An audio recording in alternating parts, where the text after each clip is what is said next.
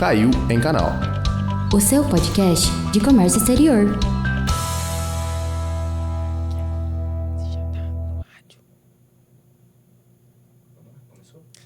Olá, boa tarde. Sejam muito bem-vindos ao Caiu em Canal, o nosso podcast dedicado a tudo que envolve o comércio exterior e o universo das relações internacionais. Esse podcast ele é criado e desenvolvido pelos alunos de Comércio Exterior do curso de Relações Internacionais, aqui da Universidade de Ribeirão Preto, UNAERP. Então segura o embarque, porque aqui a gente exporta conhecimento e importa boas ideias sobre o Comex. Eu sou Alexandre. E eu sou a Luna.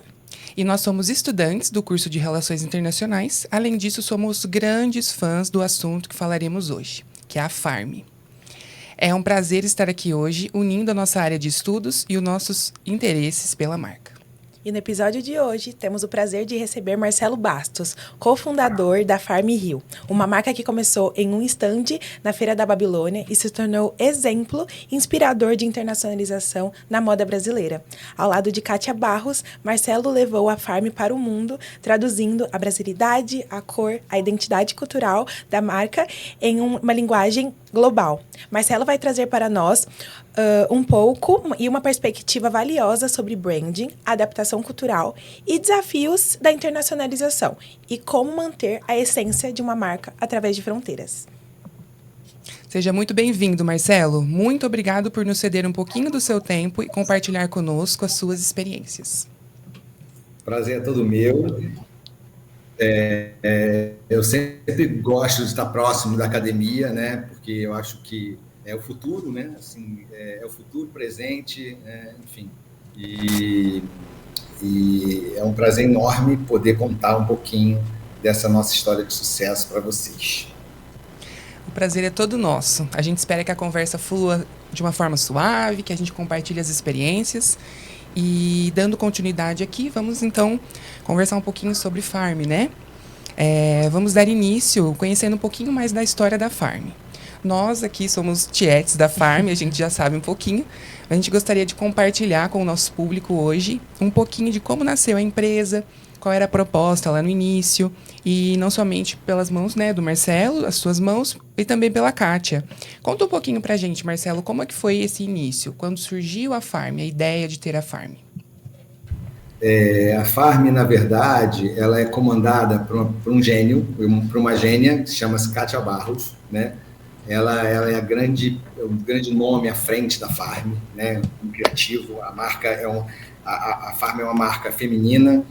Ela é construída a partir dos criativos, né? Então, assim, eu só estou aqui para ajudar os criativos a exercerem a sua arte. Então, a gente começou com um fracasso, né? Como muitas histórias de sucesso. Eu era sócio do pai da Kátia em outro negócio. E eu identifiquei que a gente precisava abrir um leque de outros negócios, porque o nosso negócio, à época, não estava indo muito bem. E a Kátia, passando na sala, escutou a gente falar que queria fazer alguma franquia de alguma coisa, falou, vamos abrir uma marca de moda? Eu falei, vamos. E aí nós nos juntamos e fomos empreender na área de moda. Eu não sabia nada, né, de moda. Naquela época eu já era engenheiro e administrador, mas eu não sabia nada de varejo de moda, né? Então, aí a gente iniciou o nosso negócio com uma franquia de São Paulo. Em um ano a gente perdeu 2 apartamentos de 2 quartos em Ipanema e 3 carros 0 quilômetros. Assim começou a Farm. E aí, enfim, né, a nossa empreitada no varejo de moda começou dessa forma. E a Farm, propriamente dita, começou já do nosso desespero de ter que fechar a franquia, pagar as dívidas, e ela descobriu uma feira aqui no Rio, chamada Babilônia Feira Hype, que era um negócio super novo, moderno, e que a gente... ela postou que... Ela pegou um pedaço de papel, desenhou 6 modelos de body e falou, Marcelo, isso aqui é que vai bombar de vender. Aí eu falei assim, mas o que é isso, body? Eu falei, o que é body, Kátia? Body é um colã que fecha embaixo, é isso que você precisa saber agora, vamos embora. Aí a gente foi correr atrás do que era uma facção, correr atrás de tecido.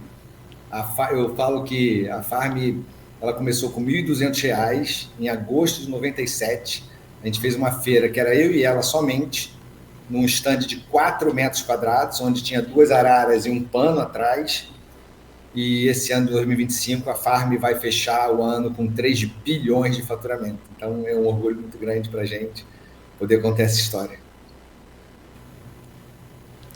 A gente sabe que não é fácil, né, manter um negócio de pé no Brasil e ainda mais começar do zero, né, é uma tarefa e tanto. E o ramo do varejo, como a gente observa bastante, né, estudantes de comércio exterior e também do comércio nacional, a gente sabe que não é um mercado fácil. Sim, exatamente. A gente sempre vê aqui o quanto é difícil uma marca se manter tanto aqui dentro do país e até mesmo fora, quando é uma marca realmente que é daqui do Brasil. Mas... E como que funcionava, mais ou menos, Marcelo, a questão da produção das peças? Sempre foi artesanal? O material ele era importado? Ou ele sempre foi aqui, produzido aqui nacionalmente, das peças? Tanto, a gente diz, tanto de material de roupa mesmo, que era das peças... de roupa aqui no Brasil. Como que fazia isso? Bom, a gente, como eu falei, a gente não sabia nada de varejo de moda, não sabia nada sobre pano, sobre tecido, sobre facção, sobre costura, não sabia nada. Então a gente foi num polo, né, para começar as feiras, foi num polo têxtil, e aí a gente sentou lá com as pessoas e fomos orientados, isso aqui você vai fazer assim, você vai nessa facção, aí essa facção vai fazer as peças piloto, você vai aprovar essas peças piloto, ela vai fazer a produção e você vai sair com a produção. E assim foi feito, né? E aí durante muitos anos a gente ficou só fazendo as feiras, era uma feira por mês só, e o tempo inteiro a Kátia começou a colocar o talento dela, né? Ela, desde o início, a gente quis, não era só vender roupa, a gente queria construir e conceituar uma marca, né? Desde o início, né? Então, o branding, né? Aquilo que na época ninguém falava disso, né? Brand, normalmente o branding das marcas, né? Era dentro dos departamentos de marketing e comunicação. A Farm foi a primeira a separar isso. Lá atrás, ela sempre quis ter essa vontade de construir uma marca. E a gente foi aprender mesmo o que era fabricar, né? E aí saía daquele inicial, né? Daqueles produtos iniciais, aumentando o mix, né? Entendendo o que os clientes gostavam, porque essa feira era muito intensa, né? Assim, só para você ter uma ideia, num final de semana, a gente vendia algo em torno de 1.500 peças, era um negócio assim de doido, assim, maluco. É um negócio assim, inexplicável, né, o que acontecia. E a gente começou a diversificar e experimentando outros itens, né, até a gente conseguir abrir a nossa primeira loja. Mas a produção, hoje a Farm pertence a um grupo, ao maior grupo de moda da América Latina, né? Agora na recente fusão com o Grupo Arezzo, mas mesmo antes, né, quando a gente ainda estava sozinho, a gente evoluiu muito, né, na área industrial, né? Então, hoje a Farm, do que se produz no Brasil, do que na Farm Brasil, 85% é fabricado no Brasil, né? E só 15% vem de um sourcing internacional, diferentemente da Farm Global. A Farm Global é o contrário, 90% é fabricado num sourcing internacional de produção e apenas 10% vem do Brasil, que basicamente é biquíni. Sim, entendi, Marcelo. E eu acho muito incrível que eu sempre acompanho muito você e a Kátia. Eu confesso que eu sou uma grande fã. E eu tô sempre buscando, né, e vendo muito que vocês têm uma relação super bacana, que você sempre exalta muito essa criatividade que ela sempre teve, de produzir mesmo toda a questão da Farm mesmo. E a gente vê que a Farm, ali no stand, né, da Babilônia, ela até contratou na época um arquiteto para poder ali montar e ficar bonito, mudar o visual da feira Hype. E depois a Farm foi crescendo muito, né? Logo após disso, vocês criaram outras lojas. E a gente acha isso mega interessante, principalmente para se consolidar mesmo no mercado.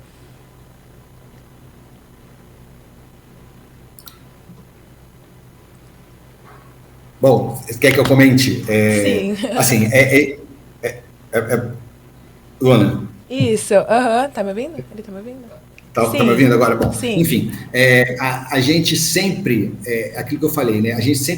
A Cátia sempre quis construir e conceituar uma marca, né? Então, esse episódio do arquiteto, a gente já estava no 5º evento, a gente já era o stand que mais vendia, era um por mês. A gente já estava fazendo um sucesso enorme e ela falou, vou contratar um arquiteto para fazer o stand. Eu falei, Kátia, para quê, Kátia? Você já é arara, pano, 4 metros quadrados, para que contratar um arquiteto? Mas, no entanto, ela contratou, o stand ficou lindo, a gente praticamente dobrou de venda. E aí, a partir desse momento, eu entendi que construir e conceituar uma marca e a estética, ela vende, né? Ela é lucrativa. Então, todo o nosso crescimento sempre foi baseado em construir uma marca, né? Se tiver alguma coisa que a gente faça que vá, de alguma forma, ferir a construção de marca, a conceituação da marca, a gente não vai fazer, né? Então, isso norteia e vai nortear a estratégia de negócio da Farm para sempre. E é isso, né? A gente constrói marca e a gente até muito agressivo hoje comercialmente, mas a partir de uma marca já muito bem estruturada, muito bem construída. Maravilha, Marcelo. É muito interessante, né, a gente compreender como uma marca sai praticamente do zero, né? Apenas com um sonho e boas ideias. No caso aí da Kátia também, a parte criativa, a gente vê que ela se destaca muito nessa parte de ter essa visão de contratar um arquiteto para um stand tão pequeno, mas aí para se diferenciar dos outros, né? E foi exatamente isso que aconteceu, eu tenho certeza que era o stand que mais chamava atenção aí na feira. E isso veio caminhando, né? A gente observa na Farm um trabalho de anos aí de construção de identidade, de conquistar o público com essa identidade, né? E esse processo todo levou a Farm a cruzar fronteiras, né? Sim. A Farm passou aí das fronteiras brasileiras e a gente gostaria de falar um pouquinho sobre isso, né? Já que a gente estuda tanto sobre isso. Você até comentou que parte da produção hoje é internacional, né? Diferentemente da Farm Global, que deve ter outras plantas produtivas. A gente gostaria de saber como é que começou esse processo de levar a Farm para fora do Brasil, porque a gente sabe, né, que é um processo complicado, é um processo trabalhoso, ele é longo e ele requer muita cautela, né, para não cometer um erro aí que pode prejudicar a marca. E como é que foi no início? Foi uma demanda do mercado? Os gringos estavam sedentos por Farm? Ou foi um plano aí, uma estratégia da marca internamente para levar para fora tudo que a marca tem para oferecer aí, essas roupas maravilhosas?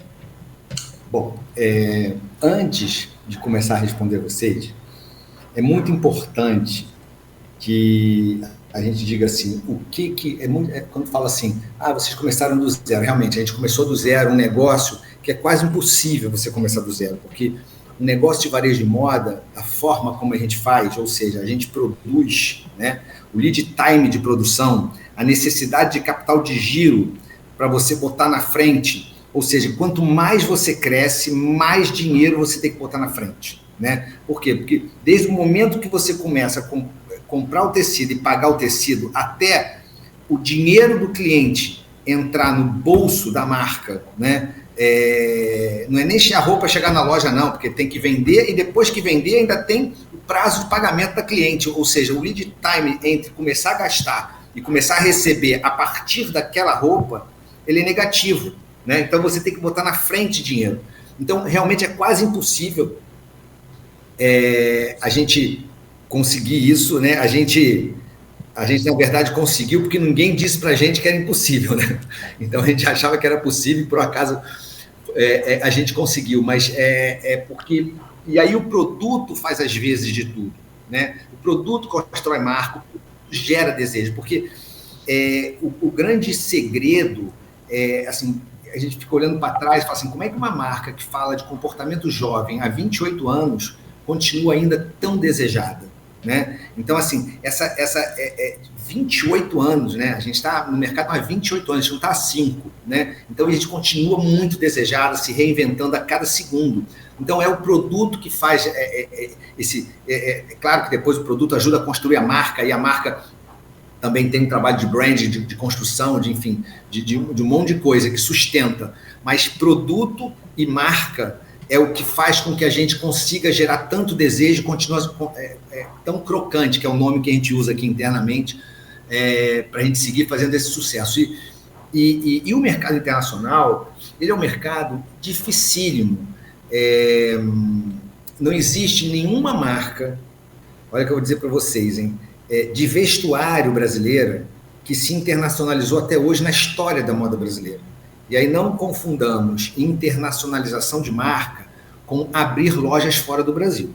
Isso várias outras marcas já o fizeram no passado, tem ainda outras marcas que fazem hoje, mas internacionalizar uma marca significa você compor e construir um projeto que ele venha a ser muito relevante como vetor de crescimento do negócio como um todo, né? Para vocês terem uma ideia, a Farm Global, ela em apenas 6 anos já representa mais do que 50% do faturamento da Farm Brasil em 28 anos, né? Então, para você ver a importância que a Farm Global hoje tem para o negócio Farm, né? Então, todas as grandes notícias hoje para a Farm no Brasil, elas têm vindo do exterior. Nesse momento, nesse exato momento, a gente está, em uma semana, a gente está inaugurando uma loja em Carnaby, em Londres, né? Que é um lugar super descolado, bacana, que estão todas as marcas internacionais, super bacana, super legal. A gente está inaugurando uma loja na Selfridges, né, que é uma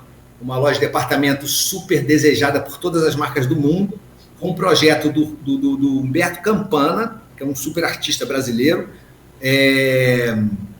e estamos fazendo uma collab mundial com a Starbucks, né? Então, assim, isso tudo são assuntos e temas que vêm da Global e a gente se apropria aqui no Brasil, amplificando esse conhecimento e colocando a marca Farm também no Brasil num lugar inatingível, né? Assim, nem um lugar só de marca de moda, mas de uma marca brasileira, né? Então, a entrada da Farm no mercado internacional, ela foi muito difícil, pessoal. Assim, não é à toa que a Farm é a primeira marca a conseguir isso, porque é muito arriscado e é muito caro.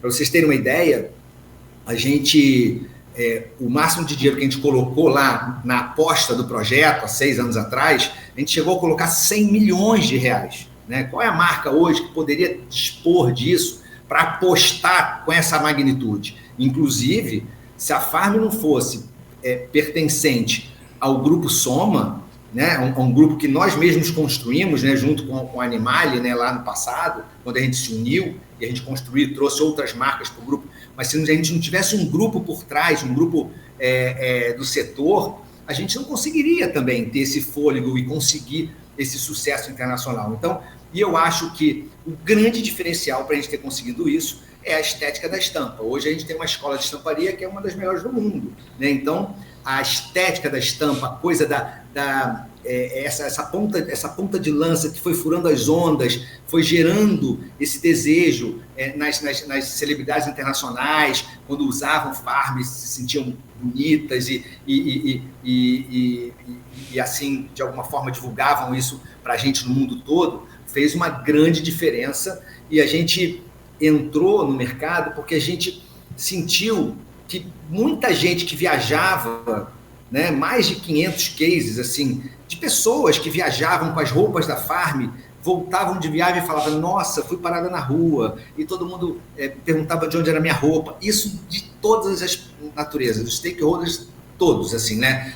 Os fornecedores, o pessoal de shopping, os nossos amigos, clientes, todo mundo falava isso pra gente. E um dia a gente foi testar isso. E na hora que a gente foi fazer esse teste, a gente viu que teve realmente uma possibilidade, né? Então a gente contratou uma consultoria, a melhor consultoria de varejo de moda dos Estados Unidos, para fazer essa pesquisa, para saber como nós deveríamos entrar no mercado, e a gente queria entrar no mercado americano, que é um mercado até mais difícil do que o europeu, né?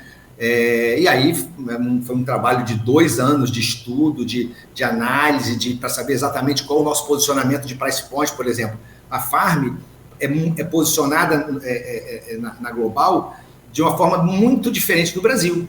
Né? O price point do Brasil é $85, lá fora é $250, né? Então por isso que muita gente fala assim, pô, por que a roupa do Brasil lá de fora é melhor, ou tem mais qualidade e tal? Por uma questão mercadológica, né? A consultoria falou, se você se posiciona lá fora como você se posiciona no Brasil, você vai ser engolido pelas fast fashion. Então todos esses detalhes de gestão, de como a gente entrar, a forma mais possível, né, de sucesso, foram observados e a gente adotou. Então, é duro, a gente ainda não considera que desbravou, né, apesar de a gente já estar entregando aí quase $1 bi de faturamento na Farm Global, mas a gente ainda está em processo, ainda tem muita coisa para ser feita, para ser explorada e para ser, enfim, explorada de uma forma geral, mas a gente está nesse processo, e é um processo contínuo que eu acho que vai durar para sempre. Então, assim, não é fácil, mas a gente está aí, assim, bastante otimista em conseguir êxito. Sim, Marcelo, eu sou uma vendedora de uma das lojas Farm daqui de Ribeirão Preto. E esse comentário que você fez mesmo sobre o preço das roupas, tem muitas clientes que vão na loja e acabam fazendo esse comentário, né? Sobre o quanto as peças são diferentes, ou porque não tem essas peças aqui no Brasil, e até mesmo do preço mesmo, porque a gente sabe que os investimentos que são feitos, né? Tanto culturalmente, tanto quanto de número de roupa mesmo, sabe? Eu digo de material, porque eu acho que a competição no mercado internacional deve ser muito mais difícil, né? Porque a gente tem muitas marcas por aí, né? Internacionais, e acaba que a gente também vê que vocês começaram também em marcas tipo multimarcas também nos Estados Unidos, que são lojas como Saks, Anthropologie. E a gente vê muito disso, né? O quanto as peças de roupa, elas são diferentes para cada país, e o quanto elas vão variando de acordo com a moeda e de acordo mesmo com a cultura também de cada país. A gente tem um posicionamento mercadológico para o hemisfério norte, né? Que é o mesmo, né? Então, todo o nosso produto é o mesmo que vai para os Estados Unidos e que vai para a Europa, né? As pessoas reclamam, pô, por que não tem essa roupa no Brasil? É porque não tem mercado para essa roupa no Brasil, né? Assim, a gente seguiu as orientações da consultoria. Eu também estava apavorado de entrar no mercado americano com preço médio de $250. Eu falei, caramba, não vai vender nada. Mas só que o mercado americano é completamente diferente do Brasil. É completamente diferente, né? Um mercado muito mais maduro. Você encontra nichos de mercado em todas as faixas de preço. Então, a gente quando... E aí, na hora que a gente se posicionou, a gente precisava ter um produto mais sofisticado, porque senão a gente não ia conseguir fazer sucesso. Então, esse produto no Brasil, ele tem muito pouco mercado. As pessoas reclamam, poxa, a gente que construiu a marca aqui no Brasil, aí agora a gente não tem esse tipo de produto, porque não tem, porque é muito caro mesmo. Né? Esse produto, ele custaria no Brasil R$1.400 de preço médio, quando o preço médio da Farm é 380. Né? Então, assim, é uma questão mercadológica, não tem nada a ver com não valorizar o Brasil, é outro tipo de produto, é a mesma marca, mas é um outro tipo, uma outra abordagem para um público diferente do público brasileiro, entendeu? Então, e a gente precisa se adaptar em cada lugar que a gente está, entendeu? Por exemplo, a nossa entrada no mercado internacional de América do Sul vai ser com um produto brasileiro, porque é hemisfério sul, né? Também tem essa sazonalidade de tempo. Então, a gente tem que se adaptar em cada mercado que a gente se propõe a entrar. É fantástico você falar isso também, da questão da consultoria, né? E de que internacionalizar uma marca não é somente chegar lá em Londres e abrir uma loja da Farm, né? Isso envolve muito mais coisas do que somente abrir uma loja, né? Envolve a criação de uma equipe, se preparar aqui no Brasil para essas mudanças. Entender como vai ser a logística da marca, né, a partir de então, se as peças vão ser produzidas e aonde, como elas chegarão até as mãos do cliente, né? Isso é muito interessante, é justamente o que a gente trabalha aqui no curso, como viabilizar isso tudo, né? Porque é uma cadeia produtiva. E E a gente sabe que hoje, né, a Farm conseguiu construir muitas lojas, né, no exterior. A gente está falando de Estados Unidos, Reino Unido, Itália, França. E justamente essa adaptação dos produtos, ela não é ruim, certo? Como você estava comentando. O produto brasileiro talvez, como vende aqui, não vai ser consumido lá na Europa, por exemplo, que é o berço de grandes marcas, é o berço da moda. E talvez o produto que vende lá, justamente às vezes por conta do clima, né, que lá é um pouquinho mais frio do que aqui, não venderia aqui. Então faz todo sentido. Essa consultoria foi muito feliz aí, né, nesse processo. E a gente gostaria de saber um pouquinho mais da sua visão mesmo. Se o mercado internacional, ele demorou para absorver a Farm, ou por conta dessas estratégias todas, a Farm já chegou se posicionando corretamente, os clientes já aderiram e começou a deslanchar facilmente? Foi muito rápido, né? Nossa primeira loja foi em 2019, no Sorro, Nova York. E rapidamente a gente conseguiu, lá a dinâmica mercadológica é diferente. Aqui, por exemplo, o atacado, né? Ele se dá a partir das multimarcas, nas cidades menores, né? Então, por exemplo, hoje a Farm Brasil, ela vende para 1.800 multimarcas no Brasil, né? Uma venda de atacado. Lá, o atacado ele é feito pelas lojas de departamento. A gente não tem muito pequenas lojas revendendo, né? Então, lá é a Saks, a Anthropologie, a Nordstrom, a Bloomingdale's, enfim. São lojas de departamento que tem várias filiais nos Estados Unidos todo. Então você vai lá, entra e está lá os corners de cada uma das marcas nessa grande loja de departamento. Então, a dinâmica é muito diferente. Então, quando a gente começou a vender, primeiro para a Anthropologie, a gente começou a fazer um sucesso muito grande na Anthropologie. Isso aí foi chamando a atenção das outras grandes lojas de departamento, né? E quando a gente entra nas maiores e a gente faz os testes em 1, 2, 3 lojas e a gente vai muito bem, rapidamente a gente consegue um conhecimento de marca, porque eles rapidamente distribuem isso para as 40 lojas deles espalhadas nos Estados Unidos, né? E aí também vem o e-commerce, né? Muito, muito, muito forte.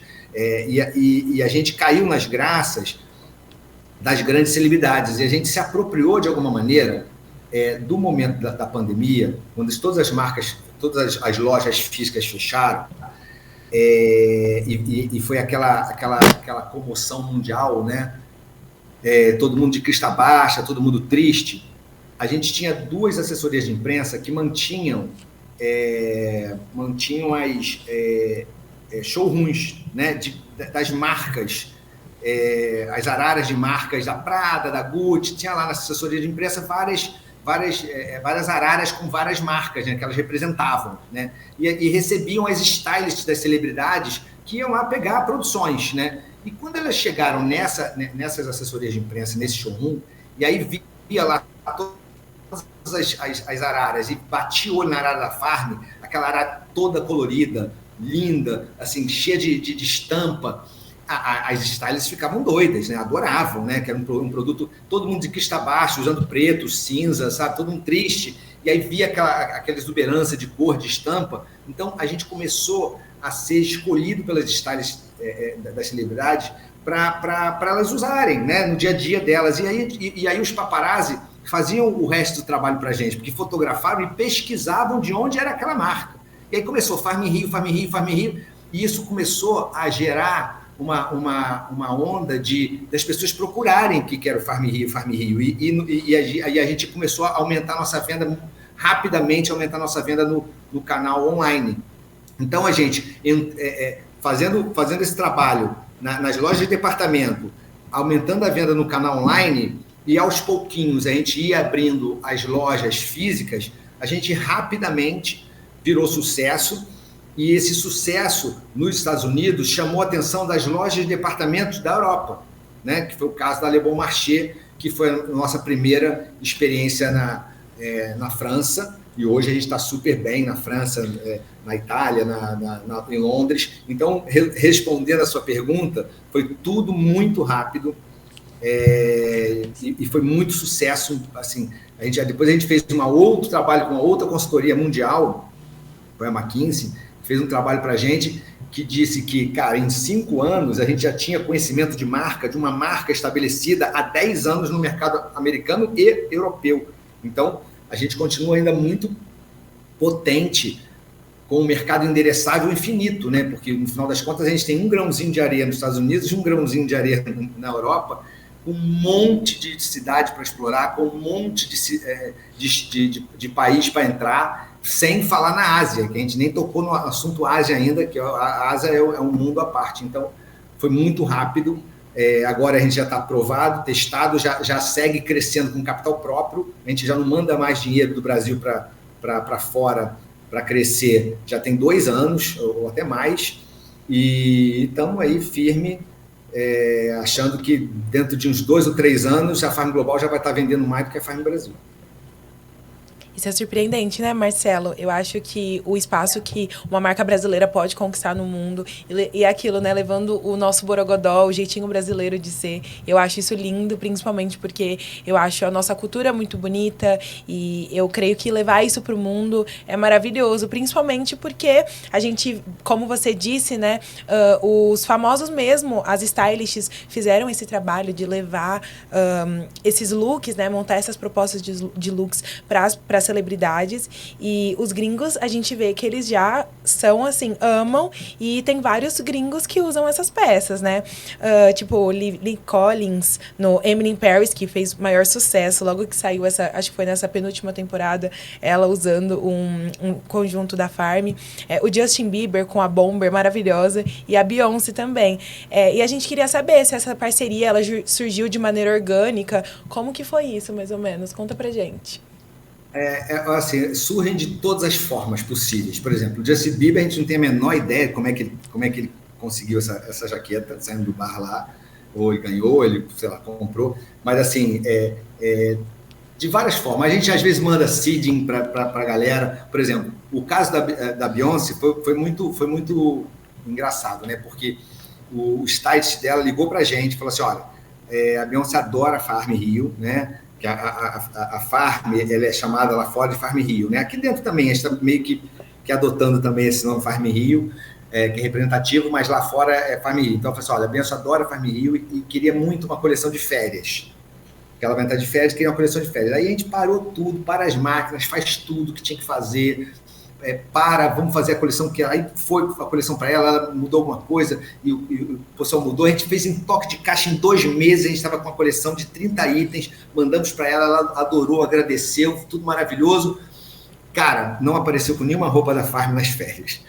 Isso super faz parte do jogo, tá? Tá tudo bem, não tem problema nenhum, não apareceu e tal. Cara, uma semana depois, ela usa um vestido da Farm para um casamento da melhor amiga. E agora, quem é que deu esse vestido para ela? Ninguém, porque esse vestido não fazia parte desse enxoval que a gente deu de férias. Ela comprou, ou ela pediu para a stylist arrumar, sei lá. Mas acabou usando. Por quê? Não usou, eventualmente, a roupa da Farm nas férias, mas já fica aquela coisa da artista, da simpatia da gente ter se esforçado para fazer. E ela lembrou da gente, enfim, né? E usou. E quando ela usou, aí explodiu, né? Assim, isso aí é uma coisa que não tem nem preço, não tem nem como se pagar isso, né? Se você botar na ponta do lápis, o que a gente saiu na mídia sobre esse assunto, não tem nem preço. Então, isso acontece de várias formas. Por exemplo, a Alice Keys, quando veio fazer as turnês aqui, na entrevista coletiva que ela deu no Rio, ela aparece com uma roupa da Farm Global, e que a gente não foi a gente que deu para ela aqui no Brasil, até a gente deu depois das roupas do Brasil, mas ela apareceu com uma roupa da Farm Global, ou seja, ela trouxe na mala dela essa roupa, né? E aí foi fazer a entrevista coletiva em São Paulo, de novo com uma outra roupa da Farm Global. E foi fazer a entrevista coletiva no México com outra roupa da Farm Global. Então, quando isso acontece, aí vem uma explosão, né? Ou quando a Janja liga para mim, para a Kátia, para pedir para a gente ser a marca que vai dar todos os presentes, brindes para todas as primeiras damas do G20, esse tipo de coisa, assim, coloca a gente numa reputação e numa oportunidade de construção de marca, né? Não só o produto em si, espetacular, né? E a gente se apropria muito disso.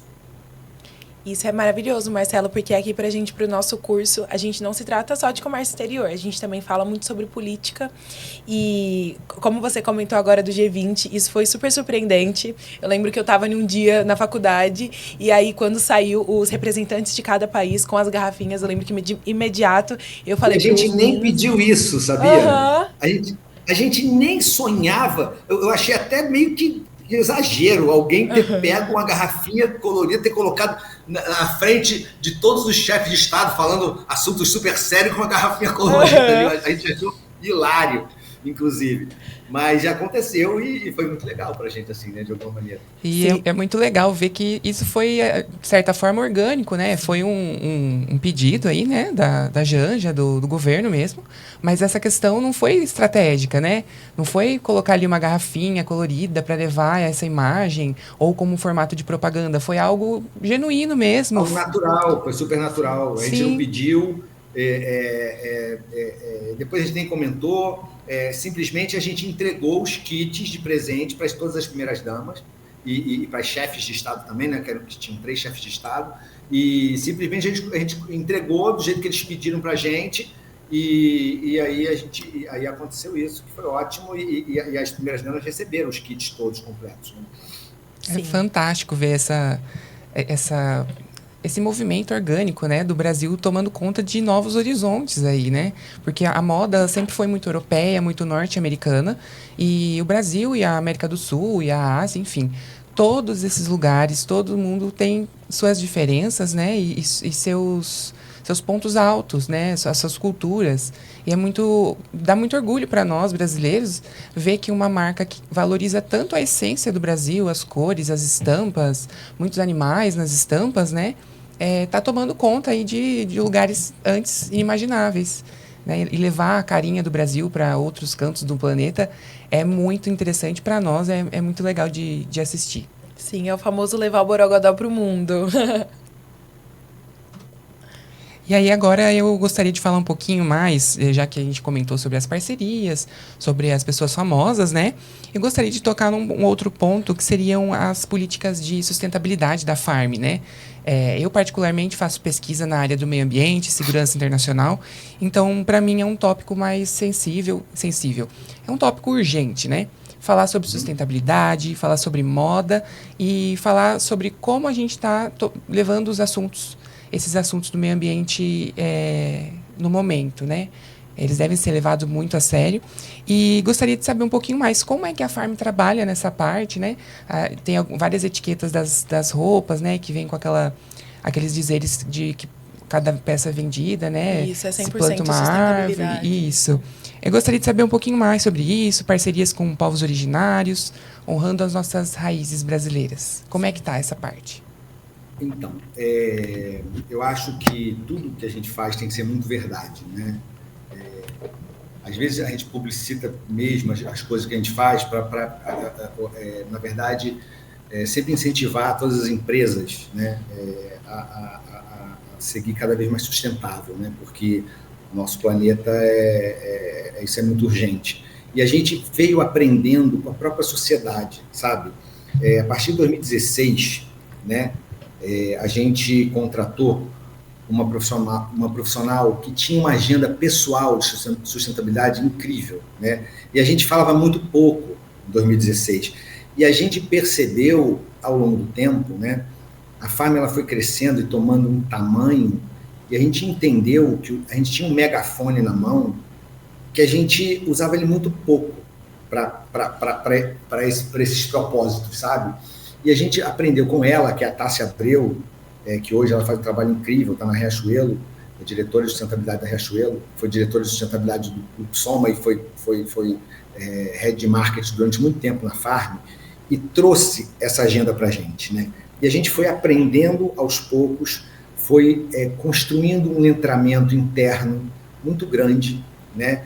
E foi emprestando esse megafone para justamente a gente mudar junto com a sociedade, né? E essas mudanças todas que a sociedade vem experimentando, a gente vem andando junto e vem ajudando a mudar e a ser mudado também, né?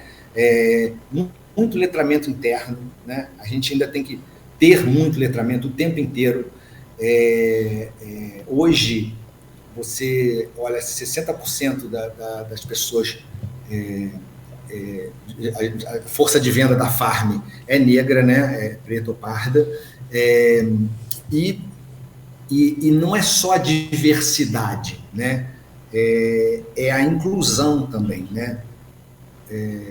É muito importante que essas pessoas todas, né, todos se sintam muito à vontade nos nossos ambientes, né?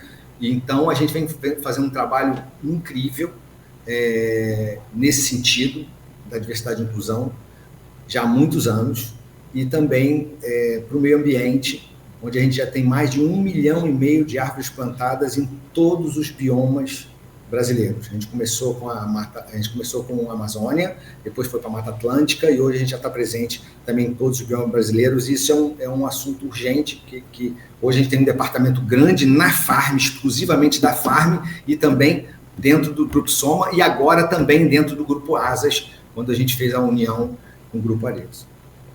Isso é muito importante, né, Marcelo? A gente levar em conta esses assuntos, porque é muito interessante, é muito gostoso você ir lá comprar uma roupa que você gosta, que você se sente bem, numa loja colorida, que te acolhe, com vendedores que ali, às vezes, são parecidos com você ou são diferentes, e tá tudo bem nisso, né? Mas é mais gostoso ainda quando você consome alguma coisa que você sabe que quem produziu aquilo tem responsabilidade. Tem responsabilidade na produção, nas pessoas que estão produzindo, e com o meio ambiente no geral, né? Porque é um assunto mega urgente, é um assunto da nossa geração e de todo mundo, né? É muito legal que a Farm... Estamos passando uma transformação importante da sociedade como um todo, né? Sim, então, assim, é muito necessário. E a gente tem que assumir o nosso papel da importância que a Farm tem como megafone mesmo, né? Trazer isso também, e eu acho também que existe uma responsabilidade muito grande das empresas, sabe? As empresas, elas podem ter um papel muito importante nessa transformação de uma maneira geral, né? Então, a gente fala das famílias, a gente fala da sociedade como um todo, mas as empresas, eu acho que elas podem ajudar ainda mais do que ajudam. Sim, e muitas empresas só têm a ganhar, né? Trabalhando de uma forma mais sustentável, de uma forma mais responsável com o meio ambiente. Todas as empresas só têm a ganhar com isso. Exatamente. E eu falo muito que a gente, além de vestir a marca em si, a gente veste muito a ideologia, né? Exatamente o que a marca acredita, o que ela leva de valores mesmo. E agora a gente queria dar uma descontraída um pouco no assunto, né? Sim. Criamos um quadro aqui, carinhosamente chamado de case de fracasso. Porque a gente sabe que a Farm é um grande case de sucesso, na verdade, né? Mas um case de fracasso a gente gostaria de ouvir de você, ou algum momento que te marcou, que vocês pisaram um pouquinho na bola, que cometeram algum agafe, algum erro que pôde prejudicar a Farm e que trouxe aí experiências que vocês não vão repetir. Teve vários. Caiu em canal. Assim, nesses anos todos, a gente, por exemplo, quase quebrou 2 vezes. Vou contar um episódio. A gente, quando estava expandindo para o Brasil, todo lugar que a gente abria no Brasil bombava de vender. Bombava. Então, abria no Rio, bombava, abria em Belo Horizonte, bombava, abria em Brasília, bombava, abria no Nordeste, bombava, abria no Centro-Oeste, bombava. E ele falou assim, bom, chegou a hora da gente abrir no sul do Brasil. Aí, ao invés de chegar e abrir, então tá bom, vou abrir Porto Alegre primeiro, vou experimentar para ver o que vou abrir Curitiba, não. Eu falei assim, não, vou abrir logo as 3 cidades juntas, no mesmo tempo. E aí, abri logo loja em Porto Alegre, Florianópolis e Curitiba. Acho que eu abri 4 lojas, 2 em Porto Alegre, uma em Curitiba e uma em Florianópolis. Aí abriu, assim, tudo na mesma, quase em 15 dias, assim, de diferença. Assim, e a gente não estava acostumado, né? Porque o nosso inverno era muito leve, né? E a gente, assim, foi um fracasso absoluto. A gente não vendeu nada. A gente demorou acho que a gente demorou 2 anos para entender o que era uma coleção de inverno da Farm, né? Que não podia ser qualquer coleção de inverno. Demoramos a entender o que seria esse inverno da Farm.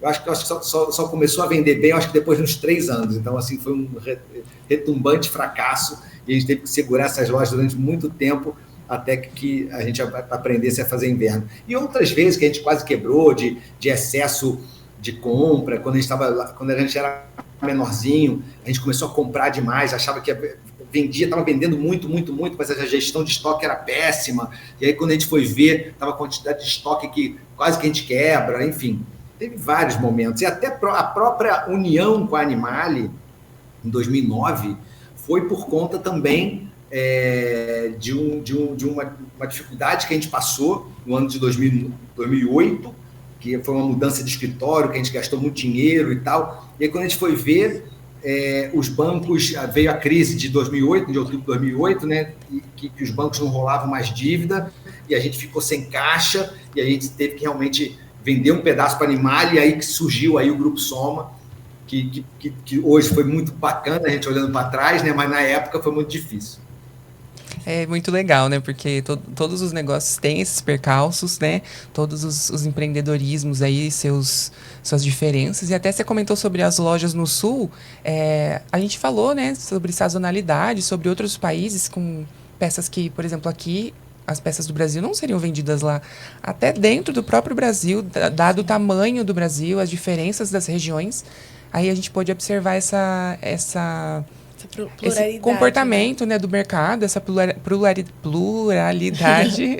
do nosso país. É muito legal isso. Sim, exato. E a gente até fala muito, né, que a gente é daqui de Ribeirão Preto e aqui é um clima bem... Uma hora tá frio, outra hora tá calor. E às vezes a gente... Até mesmo nós, como vendedoras, às vezes a gente tá na loja e fala um pouco sobre... a gente tá com coleção de inverno, mas inverno em Ribeirão... E é um pouco engraçado, né? Mas a gente entende que é tudo muito bem adaptado, né? As roupas não é só sobre ser roupas de manga ou ser roupas de frio mesmo, né? Mexe muito também com as estampas também, a questão do inverno, né? Coloração também, muda a coloração. A gente às vezes faz uma coloração mais propícia para o inverno ou para o verão, mas o shape ainda atendendo ao clima mesmo, né? Que às vezes no inverno ainda está calor, né? No verão ainda está frio, enfim. Essas mudanças do calendário da moda. Sim, que são super desejos. Marcelo, e uma pergunta, né, que a gente tem aqui para fazer para você é que a marca, ela sempre foi uma case de sucesso, tudo bomba, tudo sempre muito desejo, tudo que vem acompanhado do nome Farm Rio e até mesmo do nome Farm Global mesmo. Quais são os planos para o futuro? Tem planos de países que vocês desejam expandir os negócios e até mesmo dicas para as marcas brasileiras que desejam expandir mesmo os negócios para marcas internacionais? Eu, assim, em sã consciência, eu não aconselho uma marca de moda hoje enveredar no mercado internacional. Eu acho muito, continua muito arriscado. Assim, a gente correu muito risco.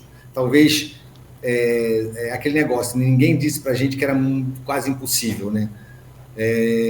Mas talvez eu não tivesse nem tentado, né, pela grande dificuldade, e eu acho que a gente deu sorte também, eu acho que na vida a gente precisa ter sorte, precisa falar disso também, que no momento certo a gente conseguiu virar o jogo, né, e aconteceram as coisas no momento que tinha que acontecer, e enfim, então assim, no final das contas,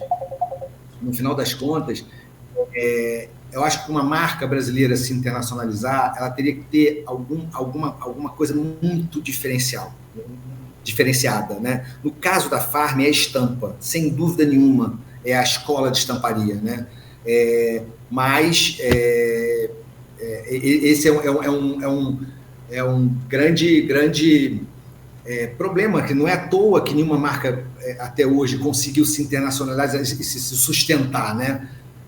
Bom, como plano de evolução para a gente, tanto no Brasil quanto nos Estados Unidos, quanto fora do Brasil, a gente está num plano grande de expansão, né, em muitas cidades americanas, na Europa também, né, Espanha, a gente está entrando na Espanha agora também, Barcelona, Madrid. O mercado é muito grande, né, a gente tem muitas possibilidades. E no Brasil a gente está lançando uma nova marca, né, que eu acho que vai ser um grande sucesso, que chama-se Farm Etc., que vão ser produtos lifestyle da Farm, né, que a gente já vende no atacado com grande sucesso, que é bolsa, mochila, skate, bicicleta elétrica, prancha, fone, enfim, chama-se Farm Etc., vai lançar em agosto com 2 flagships, uma em São Paulo, outra no Brasil, e a gente vai abrir mais 8 lojas ainda esse ano, que a gente acha que vai ser um grande sucesso, e depois também tem o licenciamento, né, da marca Farm para outros ramos da economia, que eu acho que isso também vai ser bem legal. Tenho certeza, Marcelo. E eu creio que a Farm, hoje em dia, ela expande muito os seus negócios para o ambiente internacional mesmo. E falando um pouco de Farm Global, você falou que lá no começo vocês contrataram uma empresa para poder fazer todo esse trâmite mesmo de internacionalização de uma empresa. Hoje em dia, vocês seguem com alguma empresa ou isso funciona dentro da Farm Global? Tem alguém que faça esse trabalho para vocês já dentro da Farm ou realmente é um trabalho terceirizado que vocês fazem por fora? Não, na verdade, hoje a Farm Global já tem uma estrutura interna muito grande, mas a cada evolução que a gente tem importante, a gente está sempre com várias consultorias nos apoiando, né? Dependendo dos nossos projetos, a gente tem as consultorias nos apoiando. Mas hoje a gente tem uma estrutura própria, né? Grande, já parruda, né? Como eu falei, né? A Global já está com faturamento de 1 bi por ano, então uma estrutura grande de sócio internacional de produção. A gente produz as nossas roupas em Portugal, no Marrocos, na Turquia, a China também, enfim, mas todas fábricas credenciadas, né? Então, e até para poder ter chance de concorrência no mercado internacional. E a gente usa também várias consultorias, dependendo do projeto que a gente está envolvido. Sim. Acredito que cada etapa do processo, né, é um plano à parte, envolve muitos profissionais aí, e às vezes muitos profissionais da nossa área também, que podem aí estar colaborando para que esses planos tenham sucesso, né? Olha, de coração, Marcelo, a gente está muito grato pela conversa de hoje. Nós vamos caminhando já para o encerramento, por conta do nosso tempo e do seu tempo também. Como você pôde ver, nós estamos aqui de Farm hoje, eu e a Luna. Nós somos grandes fãs aí da marca e de tudo que a marca representa. E a gente adorou esse bate-papo, essa conversa, para explorar um pouquinho mais, né, de como a Farm trabalha, como a Farm se posiciona aí no mercado. E é um exemplo para a gente, uma grande inspiração de negócios, né, internacionais que deram certo, que exigem muito trabalho, muito esforço, né? Então, assim, o nosso grande obrigado para você. Sim, Marcelo, somos muito gratas e eu mesma estava até contando para eles que todo mundo sabe que eu sou uma eterna apaixonada pela Farm, pela história que carrega e eu estou muito feliz de estar aqui conversando com você. Isso foi uma realização mesmo de um sonho para mim, principalmente por amar muito a marca. Eu fico até um pouco emocionada, eu me segurei muito para não chorar, mas eu acho que é uma coisa muito especial para mim e uma realização realmente de um sonho de estar aqui conversando com você. É um prazer, minha linda. Assim, pode contar comigo sempre. Desde que você me fez o convite, eu aceitei na hora, né? Então, eu adoro estar com vocês. Você sabe que eu adoro estar com as pessoas da loja, né? Você sabe disso. E, enfim, estou aqui à disposição. Quando vocês precisarem, pode me chamar para contar a continuação da história. Muito obrigada, Marcelo. Muito obrigado e até mais. Foi um prazer. Beijo. Tchau. Tchau.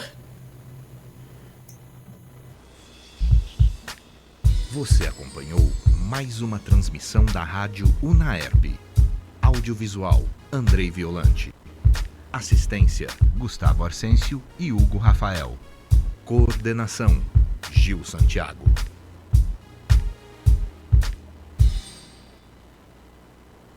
Unaerp. A voz universitária em Ribeirão Preto.